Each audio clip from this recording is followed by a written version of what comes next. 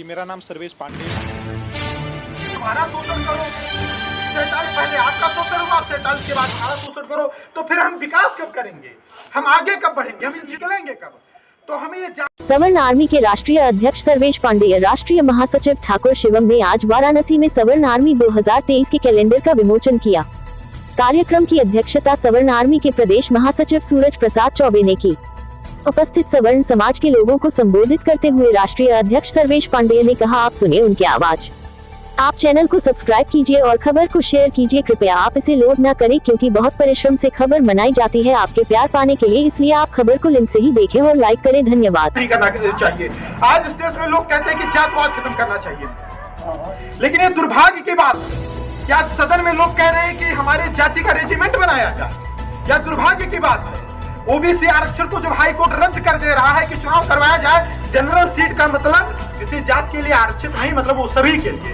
सही कह रहा हूँ, गलत कह रहा हूँ? सामान्य सीट पर सभी लोग चुनाव लड़ रहे हैं, और अगर ओबीसी आरक्षण रद्द करके सामान्य वो सीटें सामान्य में ला करके सभी लोग उस पर अगर चुनाव लड़ सकते हैं, तो उसमें आप सुप्रीम कोर्ट क्यों जा रहे हैं? होने दीजिए चुनाव, उस पर दलित भी वोट करेगा, ओबीसी भी वोट करेगा, सामान्य भी वोट करेगा, सभी वोट करेंगे। उसमें जो अच्छा जनप्रतिनिधि होगा वो चुन करके आएगा, फिर इसमें आरक्षण की क्या आवश्यकता है? लेकिन दुर्भाग्य तो देखिए, जाति राजनीति तो देखिए। एक तरफ तो कहेंगे कि हम जातवाद खत्म करना चाहते हैं, दूसरी तरफ प्रबल तरीके से जातवाद को बढ़ा रहे हैं। एक बहुत बड़ी कौम सोशल मीडिया से लेकर यूट्यूब चैनल पर, जमीन पर, जगह जगह पर आयोजन करके अपर कास्ट को गाली दे रही है, अपर कास्ट को गाली दे रही है, अपर कास्ट को गाली दे रही है, शोषण करने का आरोप लगा रही है, शोषण करने का आरोप लगा रही है, और कह रही है कि जातवाद खत्म हो जाए। सारी भावनाएं मन में वही भरी हुई हैं और बता रहे हो जातवाद खत्म हो जाए।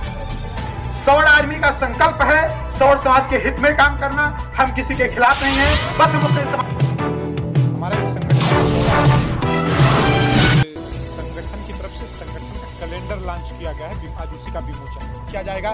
लेकिन इस देश में जितनी भी नौकरी है, सुविधा है, यहाँ तक पंचायत के चुनाव में, विधानसभा लोकसभा के चुनाव में सीटें भी आरक्षित जात के आधार पर ही की जा रही हैं, और ये जातीय जो भेदभाव है ये हमें बिल्कुल बर्दाश्त नहीं है। इसीलिए हम लोग सवर्ण समाज को जगाने का और उनको जागरूक करके इन सब चीज़ों के खिलाफ काम करने के लिए काम करते हैं। सवर्ण समाज को कोई आरक्षण नहीं मिलता है।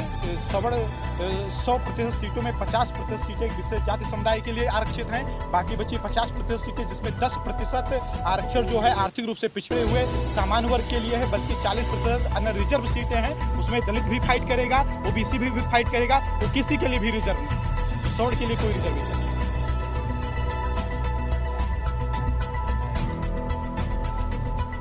इस देश में जितनी भी सरकारें आई हैं सब वही दलित पिछड़ा कर रही हैं, किसी ने भी सवर्ण समाज के लिए काम नहीं किया है। अगर ये सरकार सवर्णों की होती तो जब दीपक मिश्रा ने इस कोर्ट में स्टेटमेंट दिया था कि सुप्रीम कोर्ट में कि SC/ST एक्ट में जांच होगी, जांच के बाद गिरफ्तारी होगी, तो मोदी जी उसमें कानून लेकर के ना आते। अभी हाई कोर्ट का फैसला आया, ओबीसी आरक्षण को रद्द करके तुरंत निकाय का चुनाव करवाया जाए, तुरंत उन्होंने कहा नहीं, मैं चाहे इसके लिए सुप्रीम कोर्ट जाऊँगा लेकिन ओबीसी आरक्षण लागू करूँगा। तो किस आधार, ये किसी भी आधार पर हमारी इसमें काम नहीं।